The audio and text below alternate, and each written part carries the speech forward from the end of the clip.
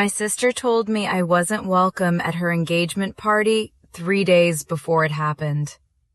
Not because we'd fought, not because I'd done anything wrong, but because her future in-laws thought I was a failure. The funny part? At that exact moment, I was reviewing paperwork that could determine whether her future father-in-law kept his job. I just didn't tell anyone. "Emma, please don't make this difficult." My mother said those words with the exhausted patience people use when they think they're being reasonable. We were on a family video call. My parents sat together in their kitchen in Charlotte. My older sister, Rachel, was in her luxury apartment downtown. Her fiancé, Ethan, sat beside her with one arm draped around her shoulders. Everybody looked uncomfortable. Everybody except Ethan. He looked relieved, like this conversation had already gone exactly the way he wanted. I closed my laptop slowly. "What exactly are you asking?" Rachel exchanged a glance with Ethan. Then she sighed. "His parents are very traditional." That sentence alone told me everything. Traditional, successful, connected, powerful. The polite words people use when they don't want to say wealthy. "Ethan's father is bringing investors and business partners," Rachel continued. "A lot of important people will be there." I nodded. "And?" Mom jumped in quickly. "We just think it might be awkward." "Awkward for who?" Nobody answered immediately. Then Dad did. "For everyone." There it was. The truth. The ugly version. The version they were trying to dress up in polite language. Rachel crossed her arms. "Emma, these people are executives, lawyers, venture capitalists, entrepreneurs." I stared at her. "What does that have to do with me?" Her hesitation lasted exactly 1 second. Then she said it. "You manage a flower shop." Silence. The kind that settles into your chest. The kind that doesn't hurt because it's unexpected. The kind that hurts because you knew it was coming. Ethan finally spoke. "My parents can be judgmental." Translation: they're embarrassed by you. Rachel rushed forward. "Not embarrassed." Then she paused. Unfortunately for her, pauses tell the truth better than words. I smiled. "Oh." Nobody spoke. Mom looked down. Dad rubbed his forehead. Rachel suddenly became fascinated by a decorative pillow. Nobody wanted to admit what they were doing, but everybody wanted it done. "I understand," I said quietly. Relief flooded their faces instantly. That hurt more than anything, because it meant they had expected resistance. They knew it was wrong. They just wanted me to cooperate. Rachel smiled. "Thank you." I nodded. "No problem." Ethan relaxed visibly. Dad looked grateful. Mom looked guilty. And suddenly, I realized something. Not one of them had asked how my life was going. Not one. They'd spent 20 minutes discussing the engagement party. Not 1 second discussing me. The call ended 5 minutes later. I sat alone in my office, staring at the black screen. Then my assistant knocked. "Board meeting starts in 10. I stood. "Let's go." 20 minutes later, I entered the executive conference room of Brookstone Capital. 37 floors above downtown Boston. $40 billion in managed assets. 300 employees. 5 countries. 1 founder. Me. The same Emma Brooks my family thought managed flowers full-time. Technically, I did. I owned the flower shop. I just happened to own several other companies, too. My family never knew. Mostly because they never asked. The board meeting started. Financial reports, acquisitions, performance reviews. Then we reached item 7. Walker Dynamics, one of our largest holdings. The CEO appeared on the screen. Richard Walker, 58. Corporate golden boy, public speaker, magazine covers, business celebrity. And Ethan Walker's father. My future brother-in-law's father. The same man Rachel was so desperate to impress. Richard smiled. "Emma, good to see you." "Morning, Richard." We discussed projections, revenue forecasts, expansion plans. Then his face tightened, because he knew what came next. Performance review.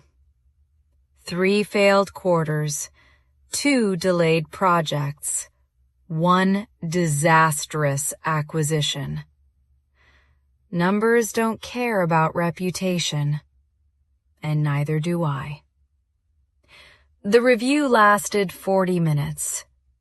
When it ended, Richard looked exhausted, as if he'd aged 5 years. My COO leaned toward me after the call. "Tough conversation." I nodded. "He'll survive." "Do you like him?" Interesting question. I thought about it. Not particularly. Why? I smiled slightly. Because he reminds me of people who think success makes them better than everyone else. The next day, Rachel called. Not because she missed me. Not because she felt bad. Because she needed something. "Can you watch Bella Saturday morning?" Bella was her dog. I laughed. "Seriously?" "What? You don't want me at your engagement party, but you trust me with the dog?" Silence. Then, "Emma." "No." "You're being petty."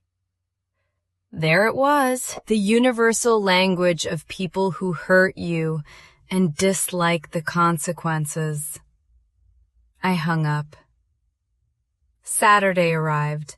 The engagement party filled a luxury country club outside Charlotte. Champagne, live music, designer dresses, perfect photographs, perfect smiles. Meanwhile, I was standing in a warehouse reviewing a potential acquisition. My phone buzzed repeatedly. Photos, videos, family group messages, Rachel posing with Ethan, Rachel dancing with Ethan, Rachel smiling beside Richard Walker. My mother sent, "Wish you were here." Interesting, because 3 days earlier she didn't. Around 6 o'clock, another message arrived. This one from Rachel. You wouldn't believe who came. Senators, CEOs, venture capitalists. I stared at it, then laughed, because one of the venture capital firms she was bragging about, we owned 22% of it. Half the people at her party probably reported indirectly to me, and none of them knew. Neither did she. The following Monday, everything changed. I arrived at headquarters at 7, coffee in one hand, tablet in the other. My assistant intercepted me immediately. Richard Walker requested an emergency meeting. I frowned. About? His board. Interesting. Very interesting. An hour later, Richard sat across from me. For the first time since I'd known him, he looked nervous. Really nervous. Not executive nervous. Human nervous. Emma. Richard. He swallowed. We have a problem. The numbers were worse than expected. Much worse. His leadership team had hidden losses. Projects had failed. Forecasts had been manipulated. Nothing criminal, just incompetent. But investors hate incompetence almost as much as fraud. I listened quietly, then asked one question. What would you do if this were your company? Richard looked away. That told me everything. The next month became brutal. Audits, reviews, meetings, pressure. The board demanded accountability. Richard became the face of the problem. Meanwhile, Rachel's wedding planning continued. Until one evening, she called crying. Ethan's father might lose everything. Not everything, just his position. But people like Richard often confuse those two things. I'm sorry to hear that. You don't understand. No? Ethan says investors are turning against him. I remained silent. Then Rachel said something I'll never forget. If Richard falls, Ethan's future falls too. There it was. The real fear. Not love, not family. Status. Access. Connections. The entire reason they'd excluded me. The same things now threatening them. 3 weeks later, the truth exploded. Not publicly. Privately. At a family dinner. The first dinner I'd attended in months. Rachel invited me. Probably out of guilt. Probably because Ethan insisted. Either way, I went. Halfway through dessert, Ethan asked casually, Emma, what exactly do you do now? Interesting. Nobody had ever asked before. I smiled. A little investing. Like retirement accounts? No. Dad laughed. Emma always makes things sound bigger than they are. I looked at him, then at Rachel, then at Ethan, then at Richard. And suddenly I was tired. Tired of hiding, tired of shrinking, tired of making people comfortable. So I said, I own Brookstone Capital. Silence. Complete silence. Nobody moved. Nobody breathed. Rachel blinked. twice. What? I founded Brookstone. Ethan laughed, then stopped because nobody else was laughing. Richard stared at me, his face slowly drained of color. You... Recognition hit him, hard. Oh my God. Rachel looked between us. What is happening? Richard never took his eyes off me. She's the investor. The room froze. Dad frowned. What investor? The investor. Rachel's mouth opened, then closed, then opened again. You work with Emma? Richard laughed once, broken, disbelieving. I work for Emma. The silence that followed felt almost physical. Mom started crying first, Rachel second. Dad just sat there, staring, trying to rebuild his entire understanding of reality. Everything they'd believed, everything they'd assumed, everything they'd judged. Gone. In 30 seconds. Rachel finally whispered, "Why didn't you tell us?" The question made me smile. Not because it was funny, because it was tragic. Would it have mattered? Nobody answered. Because they knew. And I knew. And everybody in that room knew. The answer was yes. It would have mattered. That's the problem. Not one of them had rejected me because I was a bad person. They rejected me because they thought I wasn't successful enough. The moment they discovered I was wealthy, everything changed. Which meant their love had conditions. Their respect had conditions. Their acceptance had conditions. Money didn't reveal my success.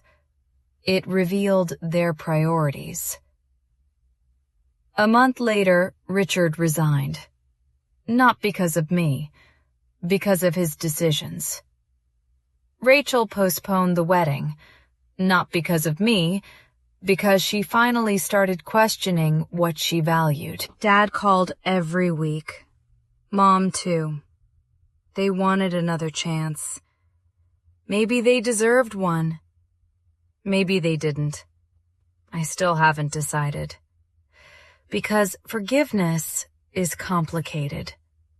Especially when the people who hurt you finally see your value only after the world confirms it. But I learned something important. The people who truly love you don't wait for proof. They don't wait for money.